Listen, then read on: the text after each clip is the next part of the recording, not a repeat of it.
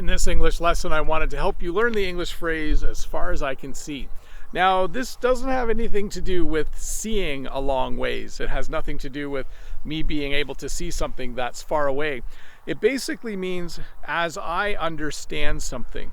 So I could say this: as far as I can see, YouTube is a good way to learn English. As far as I can see, learning how to do something can only help make you a better person. So basically, as I understand it, as far as I can see, those things are a good idea. So I guess I'm trying to think of another way to explain this.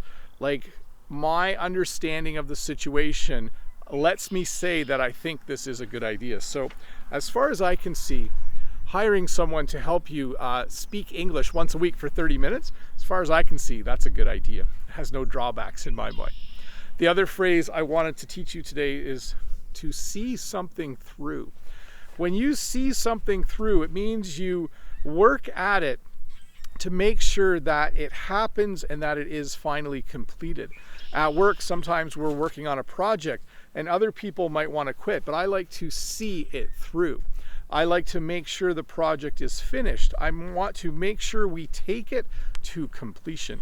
So I like to see it through. By the way, this is different than seeing through something. That's a little bit different. If I lie and you see through my lie, it means you knew that I wasn't telling the truth. Sorry, hopefully I'm not confusing you there. To see something through and to see through something have completely different meanings. Hopefully you understood them. Anyways, to review, as far as I can see simply means as I understand it. As far as I can see, planting more trees in the world will just make the world a better place. And to see something through means to make sure it gets done.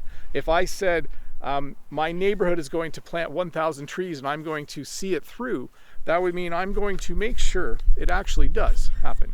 That would be cool if we did that. Maybe I should start that initiative, the Bob the Canadian Tree Planting Initiative. We'll see. But hey, let's look at a comment from a previous video from Setayesh. Thanks. If you don't mind, can I ask, are you the owner of all that land?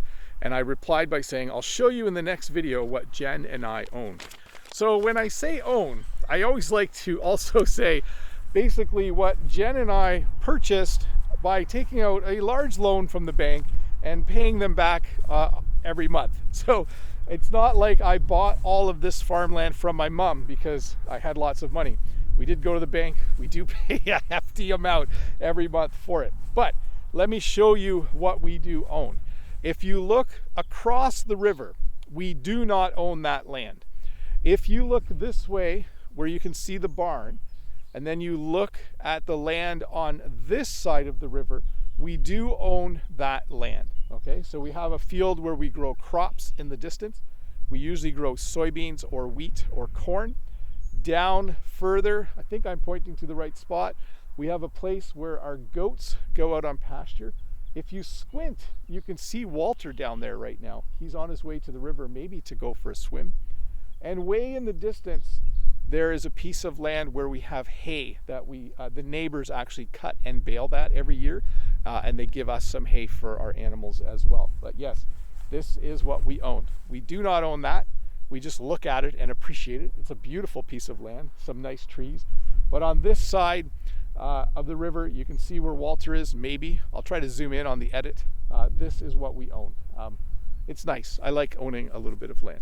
Anyways, thanks for watching. It's good to be back on track doing these videos. I hope you were able to learn something. I'll see you in a couple days with another short English lesson. Bye.